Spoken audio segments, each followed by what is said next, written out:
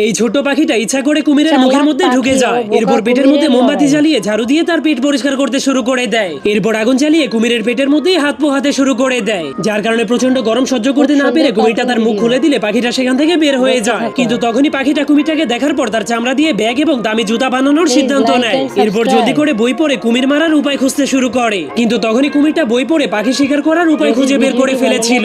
এই জন্য সে তার টুপির সাহায্যে একটা নৌকা বানিয়ে সেই নৌকাটাকে তার মাথার উপরে দিয়ে লুকিয়ে পড়ে, আর তার পাশেই একটা ফ্রিতে নৌকায় চড়ার বোর্ড লাগিয়ে দেয়। যা দেখার পর হাঁসটা কোনো কিছু না ভেবেই অনেক খুশি হয়ে সেই নৌকায় চড়ে যায়। এরপর তার মাথায় একটা ছাতা দিয়ে ফ্রিতে নৌকায় চড়ার মজা নিতে শুরু করে। কিন্তু তখনই কুমিরটা তার প্ল্যান অনুযায়ী পাখিটাকে খাওয়ার জন্য উপরে নিয়ে যায়। তখন পাখিটা তার ছাতাটাকে বন্ধ করে নিচে তাকালেই কুমিরের আসল মতলব বুঝে যায়। এই জন্য সে জলদি করে জীবন বাঁচানোর জন্য একটা গাছের ডালে নেমে যায়। কিন্তু তখন সেই বোকা কুমিরটা মনে করছিল আজকে সে অনেক মজা করে পাখির মাংস খেতে পারবে। এই জন্য সে অনেক খুশি হয়ে যখনই তার মুখ বন্ধ করে হাসতে শুরু করে দেয়, তখনই হঠাৎ করে সে ওই পাখির ফাঁদে আটকা পড়ে উল্টো